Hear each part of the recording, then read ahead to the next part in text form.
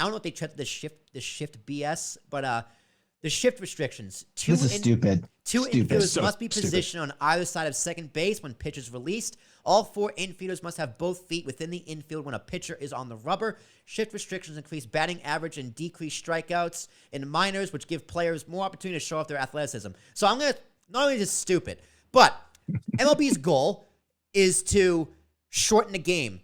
But at the same time, they want more base runners. Which is what you're with the point with the bases too. They're going to get more runners, so more runners, more runs. If your goal is to shorten the game, why are you going to counteract those 25 minutes with no shift because players can't hit and bigger bases, which can be a huge difference? Yeah, they're playing politics. They're trying to please everybody. We want to shorten the game, but we want more runs. You can't do that. It's impossible. It's impossible. This one's stupid. This one's really stupid.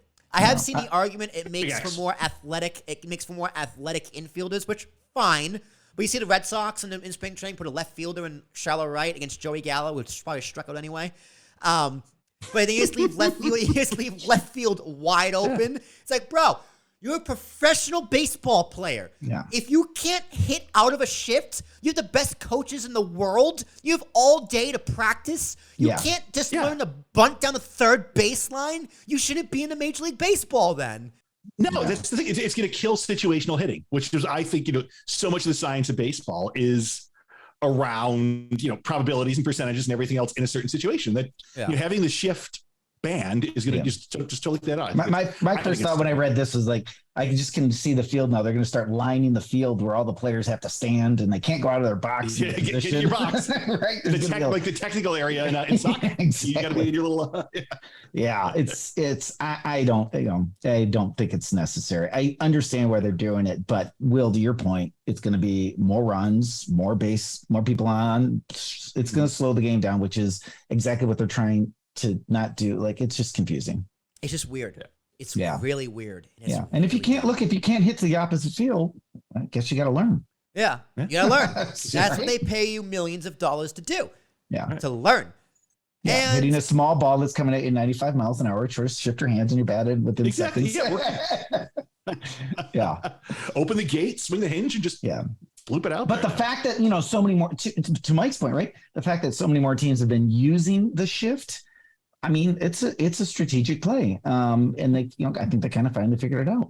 So to take that away is, I don't know.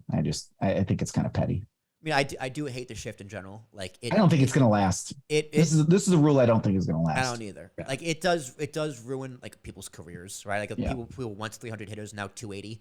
It's just like, I hate the shift because I hate the shift, but I hate that they can't shift even more. Yeah. But it is. It is also there's a risk involved with it, right? You put on the shift and the guy, everyone goes to right center and center field and the guy hits the ball down the left field line. David Ortiz would do it. Guess what? David Ortiz was the first player they used to shift on. Yeah. And I was trying to think of who it was. It was Ortiz. It was Ortiz. One, it wouldn't really work. And then they did it. Victor Martinez ruined his career. Sorry, Alan. But Ortiz, every now and then, especially against the Yankees, just boop, jump down the third baseline. A-Rob was sitting there picking his nose.